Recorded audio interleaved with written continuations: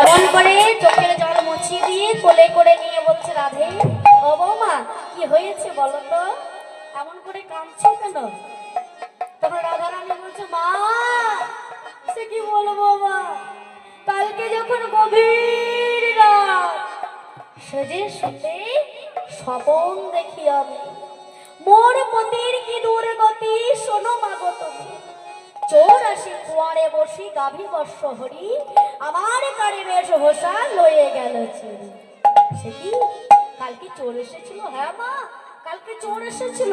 চোর এসে আমার গায়ের যত গহনা ছিল সব চুরি করে দিল, গোশালায় যত গাভী ছিল সব চুরি করে নিয়ে পালিয়ে গেল।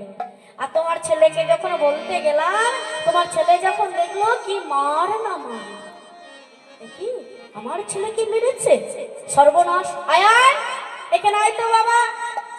আয়ানকে ডাকলো, ডাকার পরে বলছে, বাবা কালকে চোর এসেছিল? বলছে, না তো মা। কালকে কি তোকে কেউ মেরেছে? বলছে, না তো মা।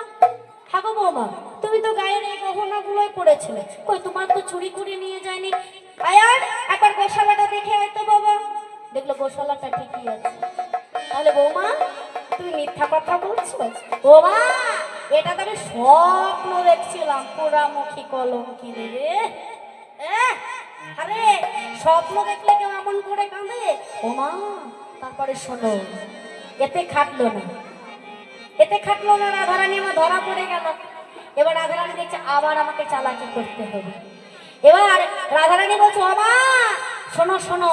তারপরে ঘুমিয়ে গেলাম, ঘুমিয়ে যাওয়ার পরে ভোর বেলায় ওই আকাশ পথে একটা সোনার রথ, সোনার রথ, তাতে 7 চাকা আর একটি মাত্র ঘোড়া। কোন দেবতা যে বসে আছে মা কিছুই দেখতে পাচ্ছিলাম না। বলে, সে কি বৌমা তুমি দেবতার দর্শন পেয়েছো? মা শোনো শোনো, তা সেই দেবতা কি ধরা দেয়নি? শোনো মা, সেই দেবতা ধরা দিয়েছে। সে দেবতা কি বললো জানো? কোন দেবতা জানো? বলে, শোনো রাধে প্রতিব্রতা